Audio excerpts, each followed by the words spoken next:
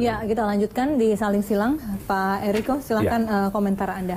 Jadi begini, Mbak Vesi, sebenarnya kan ada 3 faktor ya dalam soal pilpres ini. Bukan karena PDI Perjuangan nomor 3, bukan karena itu. Pertama sebenarnya memang, coba kalau kita lihat, nanti masyarakat mau memilih partai apa dasarnya? Di situ ada pilpres, ada pemilihan DPRD 1, DPRD 2, kemudian DPR RI, DPD. Kalau tidak ada figur yang dicalonkan, itulah penyebab memang sulit, hampir tidak mungkin kalau satu, kecil kemungkinan. 2 atau 3 itu lebih mungkin. Itu pertama, faktor pertama. Faktor kedua, tentu yang mau memajukan ini juga kan tentu melihat kemungkinan menang bisa tidak. Ya tadi kalau kita lihat tadi bahasanya Pak Mardhani ini abu-abu juga. Karena semuanya kenapa? Pasti yakin Tadi katakan kok masih mungkin 1 kalau sudah pasti dengan Gerindra. Tadi menyampaikan begitu. Berarti ini kan ada penawaran juga. Mungkin kalau tadi pingin jadi cawapres, kalau dijadiin menteri mungkin bisa juga berubah PKS. Jangan-jangan seperti itu. Kalau tadi dari bahasa beliau ya, justru diajak gabung kan? Mereka gabung tapi tidak mau. Kita belum ada berbicara. Dan wajar saja diajak gabung, wajar, bukan salah, bukan dosa.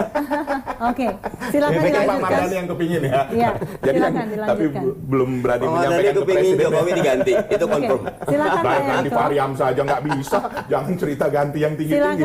Nah yang ketiga, faktor bersama-sama partai. Kan tidak ada satu partai pun yang bisa maju sendiri. Ya, makanya. Boleh saja Gerindra ini kepingin ini Pak Bro. Kalau nanti ini nggak mau, bisa maju sendiri. Saya nggak bilang. Tadi ini kan saya kesempatan saya bicara. Hal yang sama juga terjadi di koalisi Anda ya Pak Eriko. Tolonglah dihargai, kita sama-sama. Ya kalau kayak kita jangan hal yang sama juga terjadi pada Anda ya, koalisi Anda ya Pak Eriko. Tetapi di koalisi kita, Anda kemungkinan itu sangat kecil. Karena kenapa? PD Perjuangan saya sudah hampir 19%, hanya tinggal butuh 2%. Nah, seperti itu kemungkinan. Bukan bilang tidak mungkin. Nah, faktor lain apa Mbak? Kalau ini sudah 52% kami, kalau mereka semua bergabung, sekarang saya sampaikan, apa mungkin semuanya lolos electoral threshold atau parliamentary threshold untuk masuk di Senayan nanti? Itu kan menjadi perhitungan mereka juga. Nah, itu wajar-wajar saja Mbak. Makanya ada pemikiran poros kedua, poros ketiga. Nah, tapi sekali lagi, hitungan yang paling utama apa? Tidak ada partai-partai yang tidak ingin menang. Iya, mereka dua-duanya sama seperti itu, atau tiga-tiganya bahkan. Nah, seperti itu. Ya. Ada satu faktor lagi yang paling penting, bahwa siapa nanti cawapres di 2019 sangat menentukan kemenangan. Sangat menentukan sangat menentukan di 2024. Oke.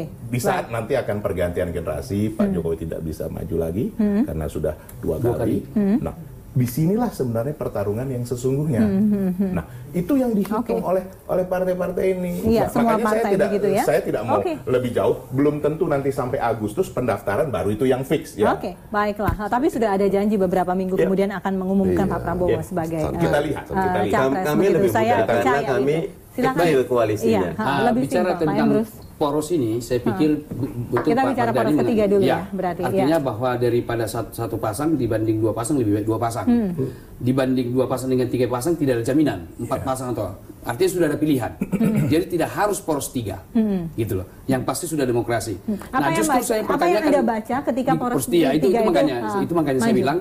Justru kalau terjadi poros 3, gitu ya, ini bisa dari tiga poros ini pasti salah satu tidak menang pada putaran pertama, dan mereka sudah melakukan kalkulasi itu kemungkinan menang. Oleh karena itu, ini bisa pemecah suara fungsinya, pemecah suara. Dia maju untuk memecah suara, tidak baik untuk demokrasi, gitu ya. Tapi itu terjadi di pilkada DKI ya. Saya tidak mau sebut lah itu kan. Ya. Nah, pemecah suara ini artinya 3 pasang misalnya mereka akan melakukan kalkulasi tadi kan. Mereka kemungkinan hanya 2 yang pemimpin kedua. Yang pertama pasti kalah. Mereka pasti kalkulasi itu. Nah, ketika itu terjadi di putaran kedua, ini yang pemecah suara ini bisa berdagang ini tanda kutip. Kemana ini suaraku mau pergi? Gitu kan? Nah, sama saja dia memperdagangkan suara rakyat. Nah, sebaiknya saya pikir sebaiknya 2 pasang selesai. 2 pasang.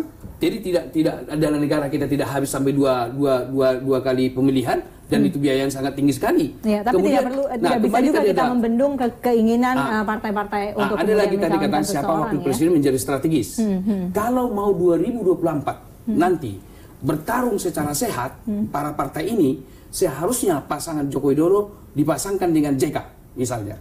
Jadi kalau dipasangkan misalnya katakanlah dengan Muhaimin Iskandar, dia akan bisa kemungkinan nanti menjadi presiden. Oke. Karena dia ini akan yang buat menjadi sulit belasana mutusin cawapres. Jadi oleh karena itu saya kira kalau kami mudah. Tapi masih dinamis seperti itu. Pertanyaan saya Pak Emrus begitu. Anda melihat seberapa kekhawatiran masing-masing poros ini, poros Pak Jokowi dan juga poros Prabowo ketika memang benar-benar ada poros ketiga dengan AHY sebagai capresnya. Apa kekhawatiran mereka? Justru tidak kekhawatiran. Bisa saja salah satu poros itu menginginkan itu. Salah satu dari dua poros ini menginginkan tiga poros ini. Supaya terjadi putaran kedua. AHY di yang kanan atau yang kiri, begitu? Betul. Sehingga nanti pada putaran kedua mereka mendekati. Pada poros ketiga ini. Jadi kalau boleh saran saya, biarlah partai ini bertarung di dua poros saja. Sehingga akan menguntungkan rakyat secara dari finansial, biaya kampanye dan biaya pemilu, dan menguntungkan rakyat, suara mereka tidak tergeser kepada salah satu pasangan. Karena seringkali mengatakan bahwa kalau poros ini salah satu kalah, dia akan mengatakan bahwa dukungan kami akan ke partai tertentu atau pasangan tertentu, tidak baik secara demokrasi. Oke, taruhlah dua poros saja, begitu ya. Mahkota dari poros ketiga ini menurut Anda akan lebih bisa diterima oleh Pak Jokowi atau oleh Pak Prabowo? Sangat dinamis, sangat dinamis, sama kalkulasi politik mereka akan melakukan. Jadi bisa saja poros tiga ini mengarah ke kanan atau mengarah ke kiri, gitu ya. Tidak ada jaminan, itu sangat cair sekali. Itu juga nggak baik juga tuh Pak kalau ke kanan ke kiri nanti suara nanti sama seperti pendapatnya Pak Emrus tadi. Jadi kenapa Pak Emrus nggak konsisten? Justru itu maksud saya, tidak ada poros tiga lagi. Jadi bisa saja menguntungkan poros A, poros B. Oke, saya sebutkan nama saja. Poros ketiga itu mahkotanya kan adalah Mas Agus Harimurti Yudhoyono. Kalau kemudian dipinang atau kemudian akhirnya dengan rembuk secukup banyak partainya Pak Jokowi akhirnya meloloskan nama Pak Mas Agus begitu, mana cawapres yang mampu menandingi Mas Agus di kubu Pak Prabowo? Pertanyaan saya juga akan sebaliknya nanti. Saya kira belum ada kelihatan itu sampai sekarang. Oh, belum ada. Bahkan Pak Anies pun? Saya kira kalau dipasangkan dengan dia sebelum. Jadi maksudnya maksud saya adalah Jokowi Agus, lalu Prabowo dengan siapa untuk bisa mengimbangi cawapres Agus ini? AHY menjadi apa? Menjadi presiden? Enggak, Jokowi AHY begitu. Jokowi, Pak Prabowo untuk bisa mengimbangi popularitas dua orang ini harus menggait siapa? Saya tidak bisa menjawab itu. Terus terang saya mengatakan kecil kemungkinan saya melihat Jokowi dipasangkan dengan AHY. Kecil kemungkinan itu. Kecil kemungkinan. Kalau Prabowo AHY begitu, siapa cawapres yang bisa kemudian menandingi popularitas kedua pasangan ini agar Pak Jokowi menurut Anda tidak kalah begitu? Siapa? Saya kira dari Golkar. Seperti yang saya katakan tadi. Artinya kan alasan saya bahwa tingkat ini berarti ada seorang figur milenial dan lain sebagainya, ini sementara senior. Kalau Prabowo dipasangkan dengan AHY misalnya seperti itu lebih gampang dilawan.